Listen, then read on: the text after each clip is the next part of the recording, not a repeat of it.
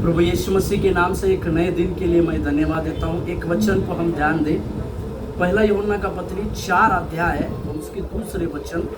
पहला यूहन्ना का पत्री 4 अध्याय के दूसरे वचन में यहाँ पर लिखा हुआ, यूहन्ना लिखते हैं, परमेश्वर का आत्मा तुम इस रीति से पहचान सकते हो, जो आत्मा मान लेती है कि यीशु मसीह शरीर में होकर आया है वह परमेश्वर की ओर से है।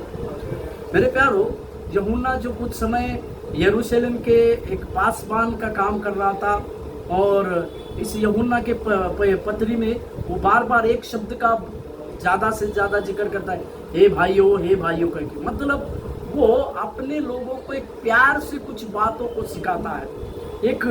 एक भाई की बातों को लेकर वो कई प्रकार की बातों को उनको सिखाते हुए देखते हैं हम। यहाँ पर एक बहुत बड़े गहरे प्रकाशन की बातों को कहता है यूहन्ना।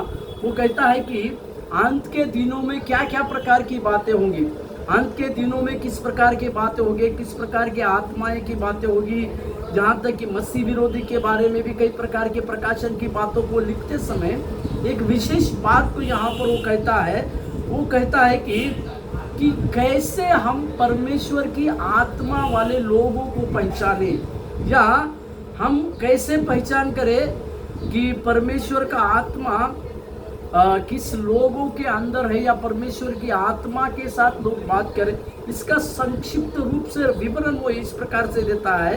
वो कहता है कि जो व्यक्ति ये मान लेते हैं कि यीशु मसीह शरीर में होकर आया और वो परमेश्वर है।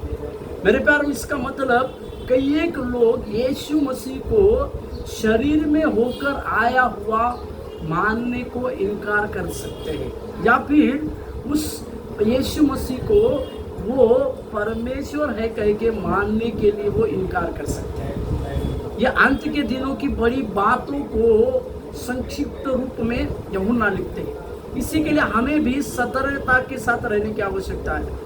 जो व्यक्ति इस प्रकार की बातों को मानता है कि सचमुच में यीशु मसीह शारीरिक रूप धारण कर इस 33.5 साल की उनके जीवन यात्रा में इस धरती पर आए थे और वही परमेश्वर है, उसी से हम इस बात को जान सकते हैं कि परमेश्वर जो है वो व्यक्ति परमेश्वर की आत्मा से बातचीत कर रहे हैं। मेरे प्यारों, इस प्रकार से आज हम भी सोच नहीं पाए कि यीशु मसीह शारीरिक रूप धारण कर इस धरती पे आए और वो परमेश्वर है।